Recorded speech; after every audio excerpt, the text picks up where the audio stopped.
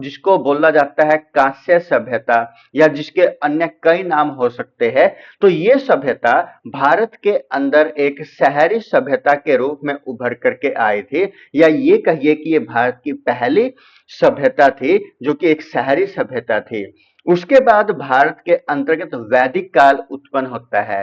सिंधु सभ्यता के पतन के बाद क्या होता है, वैदिक काल का जन्म होता है। और वैदिक काल को भी यदि हम अपने अध्ययन की दृष्टि से देखें, जिसको हम आने वाली वीडियो में देखेंगे, तो वैदिक काल को भी यदि हम देखें तो वैदिक काल ने भी हमारे देश के लिए कुछ ना कुछ यहाँ पर योगदान दिया है।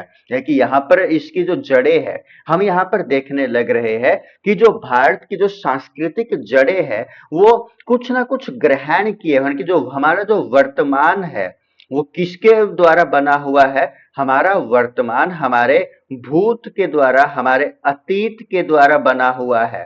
यानी कि जो हमारा अतीत है, अतीत ने ही हमें आज इस लायक बनाया है कि हम वर्तमान के अंतर्गत बहुत ही ज्यादा उन्नति कर सके। तो सिंधु घाटी सभ्यता के बाद वैदिक काल, वैदिक काल के बाद जो आते हैं महाजनपद काल।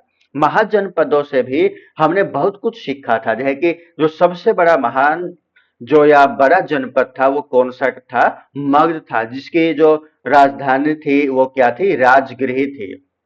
और मगध किसका प्राचीन नाम था, बिहार का प्राचीन नाम था। उसके बाद कौन आते हैं, मौर्य काल आते हैं, मौर्य आते हैं। यानी कि यहां पर यदि हम बात करें चंद्रगुप्त मौर्य के बारे में, उसके बाद कौन आता है, बिंदुसार आता है। और बिंदुसार के बाद कौन आता है, उसका पुत्र अशोक महान आता है। यानी कि जो यहाँ पर अशोक है, अशोक ने धर्म के प्रचार के लिए, यानी कि जो बुद्ध धर्म है उसके प्रचार के लिए क्या कुछ नहीं किया।